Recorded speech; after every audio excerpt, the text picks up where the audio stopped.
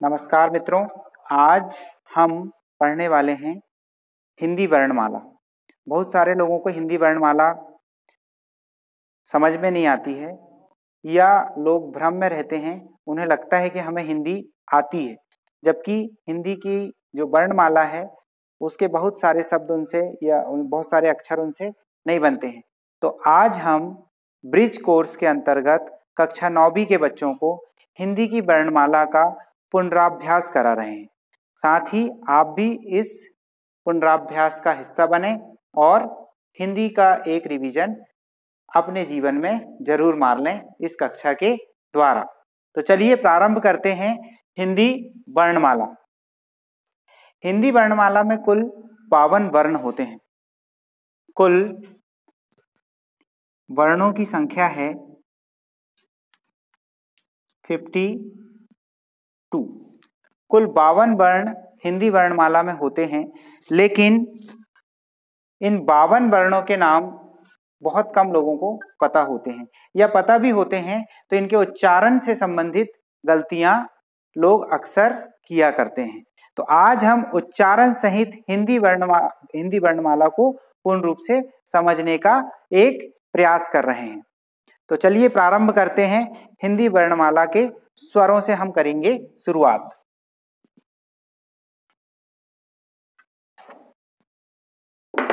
चलिए सबसे पहले स्वर।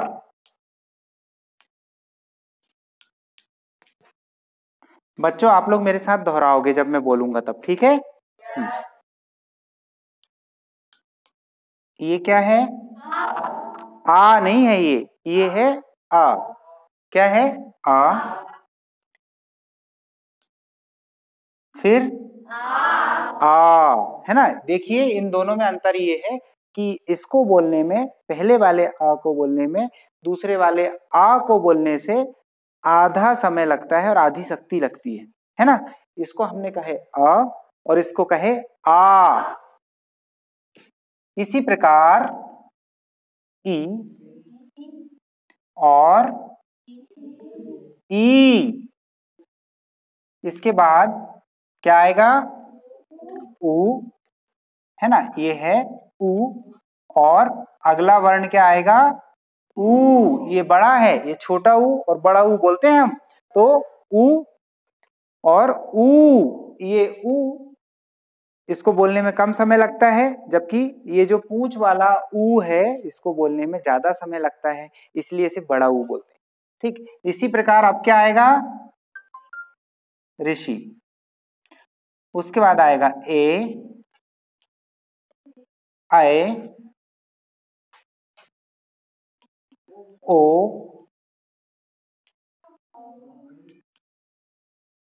औ। फिर क्या आएगा?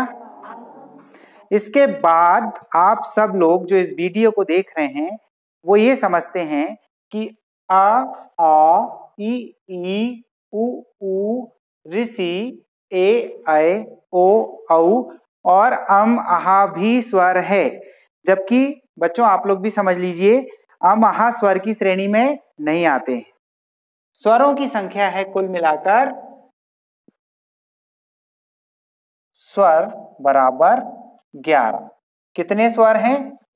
11 स्वर हैं। तो ये 11 आ, ई, उ, ऋषि, ए, ऐ, ओ, औ, ये क्या है? 11 स्वर हैं। हो गए 11। चलिए इसके बाद आता है अम। इसके बाद क्या आता है? अम। अम स्वर नहीं है, इसे अनुस्वार बोला जाता है। क्या बोला जाता है? अनुस्वार। साथ ही आपने पढ़ा है आहा। ये जो आहा है इसे कहा जाता है विसर्ग। क्या कहा जाता है? विसर्ग। तो चलिए बच्चों, अब मैं आपसे कुछ छोटे छोटे क्वेश्चन पूछ रहा हूं, उनका आप देंगे हमें जवाब, ठीक है? तो पहले है स्वर। स्वर कितने हैं कुल? 11। कौन कौन से 11? Very good.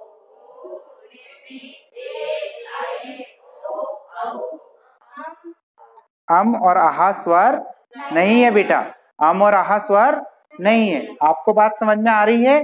तो 11 स्वर हैं और एक अनुस्वार है और एक विसर्ग है।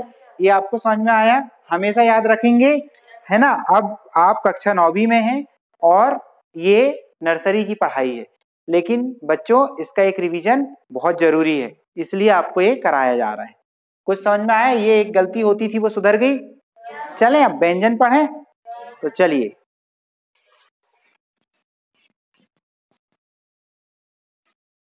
अब हम पढ़ेंगे व्यंजनों के बारे में।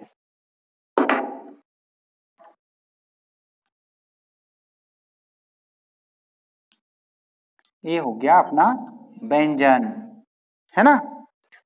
स्वर अधूरी ध्वनियां है, व्यंजन पूरी है ना। कोई भी व्यंजन बिना स्वर की मदद के नहीं बोला जा सकता है। ये बात पता है ना आपको? पुरानी कक्षाओं में आपको सर ने, मैडम ने बताए होंगे कि कोई भी व्यंजन बिना स्वर की मदद के नहीं बोला जा सकता है। चलिए अब बात करते हैं व्यंजनों की। तो जो व्यंजन है उन्हें भी हम अलग अलग कैटेगरी में बांटने वाले हैं। तो सबसे पहले हम बात करने वाले, अच्छा व्यंजन में पहला व्यंजन कौन सा आता है? क आता है। तो चलिए ये का और आगे के जो व्यंजन हैं उनको हम अलग अलग कैटेगरी में बांटेंगे। तो शुरू के जो 25 व्यंजन हैं उनको हम कहते हैं स्पर्श व्यंजन। क्या कहते हैं? स्पर्श व्यंजन। चलिए स्पर्श व्यंजन की भी चर्चा करते हैं। इन्हें हम 5 श्रेणियों में बांटते हैं: का, चा, टा, ता और पा। ठीक है, कचट तब बोलेंगे इसको शॉर्ट में याद रखने के लिए। समझ में आ रहा है? तो चलिए बच्चों अब बात करते हैं इसकी का वर्ग की। का वर्ग में आते हैं का, मेरे साथ दोहराइए, का, खा, ग, घ। अब क्या आता है? इंगा आता है। तो चलिए इंगा लिख देते हैं। कैसा बनता है इंगा? ऐसा बनता है क्या? ऐसा। ठीक है, इसके बाद ये 5 वर्ण का वर्ग के आए। अब इनको बोल के देख लेते हैं जरा। का तो बोलो, क। पूरा ध्यान अपने दांत, अपनी जिह्वा, अपने कंठ पर आप लगाएंगे और अपने तालू पर आप लगाना। अब आप देखना ये आवाज कहां से निकल रही है। क। क्या आपकी जीभ हिलती है का बोलने में? नहीं हिल रही है? पक्का? तो चलिए, जीभ भी नहीं हिल रही है, मतलब अब दांत चेक करते हैं। क, क्या आपके दांतों से जीभ टच हुई? नहीं। चलिए, क, क्या आपके तालू से कुछ हरकत हुई तालू में? तो फिर आवाज कहां से आ रही है? क कंठ से आ रही है। हाँ, इसीलिए इन्हें कंठव्य भी बोला जाता है। तो चलिए अब चा वर्ग की बात करते हैं। इसमें आते हैं चा, छा, जा, झा और या। चलिए ये आ गए 5। इसके बाद अब हम बात करेंगे टा वर्ग की। टा में आते हैं टा, ठा, फिर डा, फिर ढा, फिर अड़ा। आ गए 5। अभी बैठो बेटा आप वहीं। उसके बाद में ता वर्ग। ता वर्ग में आएगा ता, था, दा, धा और आखिरी में ना। ना नल का ना आता है। चलिए आखिरी वर्ग अपना बचता है स्पर्श व्यंजन में, उसे हम कहेंगे पा वर्ग। पा वर्ग में क्या होता देखिए, पा, फा, बा, भा और मा। ये स्पर्श व्यंजन कितने हो गए? जरा गिनती तो लगाओ। अब इनका उच्चारण करते हुए गिनती लगाएंगे अपन, ठीक है। क, ख, ग, घ, इंग। कितने हो गए? 5। च छ, देखो च कहां से निकल रहा है, फिर से जैसा हमने का में ध्यान लगाया था, हमारी जिह्वा, तालु, कंठ और दांतों के तरफ कहां से आवाज निकल रही है आप नोटिस कीजिएगा, बोल के मेरे साथ आप प्रयास कीजिए। और जो लोग इस वीडियो को देख रहे हैं वो भी इस प्रयोग को जरूर करें, ताकि आपको ये पता चल सके कि ये जो वर्ण है वो हमारे मुख के किस भाग से निकलते हैं। हर वर्ण हिंदी वर्णमाला का बहुत महत्वपूर्ण है, वो किसी ना किसी भाग से निकलता है और उसी आधार पर उनके ये समूह बनाए गए हैं। जैसे का, ख, ग, घ और इंगा ये सारे कंठ से निकलते हैं, इसमें बाकी की चीजों का कोई काम नहीं है। इसी प्रकार च, च, छ, ज, झ और इया, च, छ, ज, झ और इया, ये जो वर्ण है ये आपकी जीभ और तालु से टकराकर निकल रहे हैं ना। हाँ, जीभ और तालु, जीभ आपकी कहां जाके टकरा रही है, तालु में। चलिए इसी प्रकार अब टा वर्ग की बात करते, एक मिनट सुनो, च, छ, ज ये दांतों के नीचे वाले भाग में टकरा रहे थे यार, है ना, तालु से नहीं टकरा रहे। ये चा बोलने में देखो, च, छ, ज, आपकी जीभ दांतों के नीचे वाले भाग में टकरा रही है, तब आपका चा, छ, ज, झ और इया का उच्चारण हो पा रहा है। अब आएगा ट वर्ग। ट वर्ग में इसका उच्चारण करके देखिए, आप सब बोल कर भी देखिए मेरे साथ, टा, टा, टा कहां टकरा रही, जीभ जाके ऊपर तालु में टकरा रही है, ये ऊपर वाले भाग में, जीभ के ऊपर वाले भाग में जीभ टकरा रही जाके। देखिए आगे वाले चार वर्णों में भी यही होने वाला है, ट, ठ, ड, ढ, अणा, है ना, ये सारे वर्गों में तालु में जाकर जीभ टकराई है, अपनी टकराई है। अब इसके बाद देखिए और मजा आएगा आपको, मजा आ रहा है कि नहीं आ रहा है ये बताओ, आ रहा है? जो इस वीडियो को देख रहे हैं उन्हें भी मजा आ रहा होगा, अगर आप साथ में इसे दोहराएंगे, साथ में आप इस क्रियाकलाप को करेंगे तो आपको बहुत मजा आएगा। इसके बाद ता वर्ग। अब देखिए ता बोलने में कहां टकरा रही जीभ, ता कहां टकराई, ता, ये जीभ आके ऊपर वाले दांतों से टकरा रही क्या, है ना, जी दांत और तालु के बीच वाले भाग में टकरा रही, ता, थ, द, ध और न। इसके बाद लास्ट में पा वर्ग है। अब आप नोटिस कीजिएगा, आपकी जीभ कहीं नहीं टकराएगी इसमें, आपके दांत का कोई काम नहीं है। जिसके होंठ नहीं है वो ये वाली लाइन बोल ही नहीं पाएगा, जिसके पास होंठ है सिर्फ वो लोग पा, फा, पा, भा और मा बोल सकते हैं, है ना, बोल के देखो, पा, फा, बा, भा, मा, ये ओंठ का ही काम है। हाँ, ये ओंठ से उच्चारित होते हैं। तो ये 25 क्या हो गए अपने स्पर्श व्यंजन, कितने हो गए, 25, ठीक है। इसके बाद अब इन्हें मिटाएं, ये सब याद रखना आप लोग। जिन्हें अगर स्क्रीनशॉट लेना होगा इस वीडियो का तो स्क्रीनशॉट ले सकते हैं। इसके बाद हम इन्हें मिटाएंगे।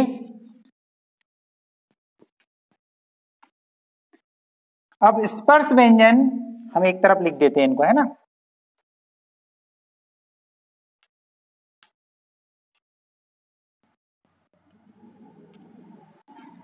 ये हैं हमारे 25 हो गए हैं स्पर्श व्यंजन।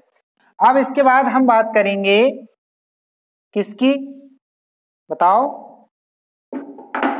अंतःस्थ व्यंजन की। किसकी बात करेंगे, अंतःस्थ व्यंजन की।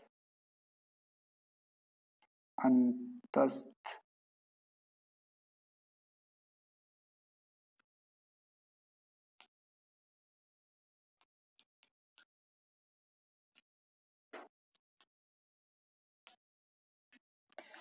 अंतस्थ जो व्यंजन है वो अंदर से निकलते हैं, यानी कि इस पेट से आवाज आती है उसकी।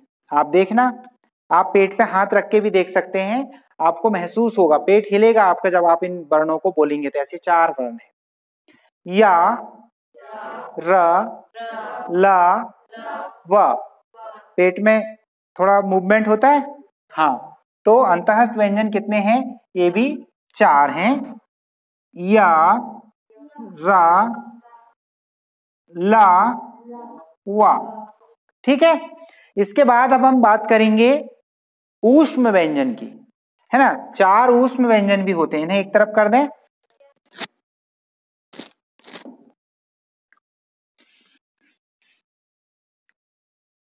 ये या, रा, ला, वा, ये कितने हो गए? 4। चलिए, इसके बाद हम बात कर रहे हैं ऊष्म व्यंजन की। ऊष्म व्यंजन बच्चों, ऊष्म व्यंजन जो है वो उनके साथ हवा निकलती है मुंह से। ठीक है, ऊष्म व्यंजन का जब हम उच्चारण करते हैं तो क्या निकलती है हमारे मुंह से? हवा निकलती है। ठीक, देखो बोल के। एक सबसे जरूरी प्रश्न, सबसे ज्यादा जरूरी इस वर्णमाला का प्रश्न वो ये है, मैं जो वीडियो देख रहे हैं उन लोगों से भी पूछना चाहूंगा, और जो यहां लाइव क्लास में बैठे हैं उन लोगों से भी पूछना चाहूंगा, सा कितने प्रकार के होते हैं? तो जब ये प्रश्न आपसे पूछा जाता है कि सा कितने प्रकार के होते हैं, तो आप सबसे पहले आंसर देते हैं 3 प्रकार के होते हैं। तो मैं इस जवाब को गलत बताना चाहता हूं, सा 3 प्रकार के नहीं होते हैं। अब आप सोच रहे होंगे कि सा 4 प्रकार के होते होंगे, 5 प्रकार के होते होंगे। ऐसा नहीं है, सा 1 प्रकार का होता है। अब आप कहेंगे कौन सा वाला? तो वही वाला जो मैं बोल रहा हूं, मतलब तीनों सा जो अलग अलग हैं उनके उच्चारण अलग अलग हैं, और हम सबको सा बोल देते हैं, एक सा बोल देते हैं, है ना। सीटी वाला सा, षटकोण का सा, सरोते का सा। अरे भाई, जब सभी सा रहेगा तो अलग अलग 3 जगह लिखने की जरूरत क्या है? उसको लिखेंगे क्या? नहीं लिखेंगे ना। तो हम लिख रहे हैं, इसका मतलब ये है कि उनका उच्चारण भी अलग अलग है। तो चलिए देखते हैं कौन सा सा कैसे बोला जाता है। सबसे पहले हम बात करेंगे इस वाले सा की। यह है सा, सा यानी सरोते का सा। ठीक है, इसमें इसका उच्चारण अलग है, देखिए आप फिर से, सा। ठीक, दूसरा वाला जो सा है उसको हम क्या बोलेंगे? सिटी वाला सा, सिटी वाला सा, सा, सा। पहला वाला क्या था? सरोता सा। दूसरा क्या है? संकर, संकर, शक्कर, शंख। ये सिटी निकल रही है, इसलिए इसे सिटी वाला सा हमको बताया गया है बचपन से। ठीक, इसके बाद हम बात करेंगे तीसरे वाले श की। ये है षटकोण श। क्या है? षटकोण वाला श है ये। आई बात समझ में? तो सा कितने प्रकार के होते हैं? 1। अब किसी ने पूछा कौन सा, तो वो जो उच्चारित कर रहा है वही वाला, है ना। जैसे सा बोला उनने तो सा वाला, सरोते वाला सा होता है। मैंने पूछा सा कितने प्रकार के होते हैं, तो आप बताओगे 1, सिटी वाला सा। अगर मैंने पूछा श कितने प्रकार के होते हैं, तो आप बताओगे 1, षटकोण का सा। समझ में आ रहा बच्चों? मजा आ रहा है? चलिए, इस वर्ण का, इस वर्ग का अंतिम वर्ण होता है हा हल्का हा। ठीक है, हा। अब बोल के देखो, सा, सा, शा, हा। सब में हवा निकल रही ना? हाँ, इसलिए इन्हें ऊष्म व्यंजन बोलते हैं। इसमें ऊष्मा भी बाहर निकलती है हमारे शरीर से। ठीक है, मास्क लगाए हो बेटा आपने, मास्क में तो हवा दिखेगी नहीं आपको। ठीक है, बिना मास्क निकाल के देखोगे तब आएगा। ये घर में देखना, लेकिन मास्क यहाँ कोई नहीं निकालेगा। ठीक है, इसके बाद ये ऊष्म व्यंजन भी कितने हो गए? 4 हो गए। ऊष्म व्यंजन हो गए हैं 4। तो 25 ये, और 4 और 4 8 ये, 25 और 4 29, और 4 33। टोटल व्यंजन अभी कितने हो गए हैं? 33, है ना। तो जो व्यंजन होते हैं वो होते हैं 33। स्वर कितने होते हैं? 11। डबल 1 11, 11, 1 और 1 11। स्वर होते हैं 11, व्यंजन होते हैं 33, यानी 33 होते हैं। आ रही बात समझ में? अब आपको लग रहा होगा कि सर अभी तो आपने क्षत्रिय बोला ही नहीं है, त्रात रसूल बोला ही नहीं। लग रहा है ऐसा बच्चों? हाँ, तो ऐसा लगना स्वाभाविक है, मैं आपको बताऊंगा कि वो क्या होते हैं। ठीक, व्यंजन टोटल कितने हो गए? 33। अब इनको सबको मिटाते हैं अपन और अब बात करते हैं बाकी के अक्षरों की। अब हमारे पास में बचते हैं क्या?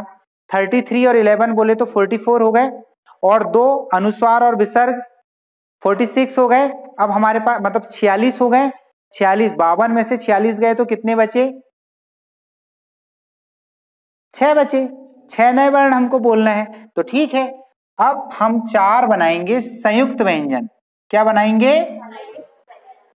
संयुक्त व्यंजन। ये जो संयुक्त व्यंजन है ये कितने होते हैं? 4 होते हैं। कौन कौन से? छा क्षत्रिय, त्रा त्रसूल, ज्ञा ज्ञानी और श्रा श्रमिक। ये 2 व्यंजनों से मिलकर बने हैं। जब 2 व्यंजन संयुक्त होते हैं तब बनते हैं संयुक्त व्यंजन, इसलिए इनको हम कहते हैं संयुक्त व्यंजन। आ रही आप लोगों को बात समझ में? ठीक है, हाँ। अब इसके बाद में कितने बचे भाई? 50 हो गए, है ना। स्वर हो गए थे 11, व्यंजन हो गए थे कितने? 33। एक हो गया था अनुस्वार, एक हो गया था विसर्ग, और 4 हो गए हैं संयुक्त व्यंजन। अब बचे क्या? कितने हो गए? ये टोटल हो गए 50। 50 हो गए, 2 और बचे हैं। चलिए 2 की बात करते हैं, उन्हें बोला जाता है नए व्यंजन। क्या बोला जाता है? नए व्यंजन। इनका उच्चारण भी देखते हैं। पहला है ये वाला, डमरू के नीचे बिंदु लगी है जिसमें, है ना, इसको बोलते अड़। क्या बोलते? अड़। आपने सड़क शब्द सुना होगा, सड़क। आपने सड़ा शब्द सुना होगा, आपने सड़न शब्द सुना होगा। उसमें जो अड़ा आता है वो ये वाला अड़ा है। ठीक है, ये 3 प्रकार से बनते हैं ना अपने। इस टाइप के वर्ड भी 3 प्रकार के दिखते हैं अपने को। एक ये वाला डा, डमरू का डा दिखता है। एक आपको शुरू में क्या दिखा था? इंगा दिखा था। और ये इसमें ये बिंदु साइड में होती है इंगा में, और इसमें बिंदु नीचे होती है, इसलिए ये क्या है? अड़ा है। और लास्ट में अपना जो वर्ण बचता है वो ढा, ढक्कन के ढा के नीचे एक बिंदु, इसको बोलते हैं अढ़ा, है ना। ये अड़ा और ये अढ़ा। ठीक है, पढ़ाई, पढ़ा, उसमें आता है पढ़ा में ऐसे ही लिखते हैं अपन, है ना, पढ़ाई में ऐसे ही लिखते हैं, तो ये वाला अड़ा। ऐसे ये टोटल 2 हो गए बेटा। इस प्रकार टोटल कितने हो गए? सबसे शुरू में 11 स्वर, व्यंजन 33 यानी 33, एक अनुस्वार, एक विसर्ग, 4 संयुक्त व्यंजन और 2 नए व्यंजन। ठीक है, ये जो व्यंजन है, व्यंजन में से भी अगर अपन देखें तो 25 स्पर्श व्यंजन, 4 अंतःस्थ व्यंजन और 4 ऊष्म व्यंजन, ऐसे होते हैं ये 33। तो आगे से भविष्य में आप जब भी हिंदी को पढ़ें तो बड़े मजे के साथ पढ़ें, और हर वर्ण का एक अलग उच्चारण है। उस उच्चारण को उच्चारित करने में मजा लीजिए, आपको मजा आएगा। जब आप एक एक वर्ण को उच्चारित करेंगे ना तो आपको अच्छा महसूस होगा। अपने उच्चारण को सुधारिए, हिंदी भाषा की महिमा को समझिए और हिंदी को सीखिए, हिंदी को आगे बढ़ाइए। ठीक है बच्चों, आज के वीडियो में इतना रहने दें। तो ठीक है सर, जो भी इस वीडियो को देख रहे हैं तो आप इस वीडियो को लाइक करें, इस चैनल को सब्सक्राइब करें। फेसबुक पर भी हमारे पेज को लाइक कर सकते हैं और इंस्टा पर आप हमें फॉलो कर सकते हैं। इसी प्रकार के नए नए वीडियो हम लगातार लेकर आएंगे और लॉकडाउन के समय में आपके बच्चों की पढ़ाई की समस्या को हल करेंगे। नमस्कार।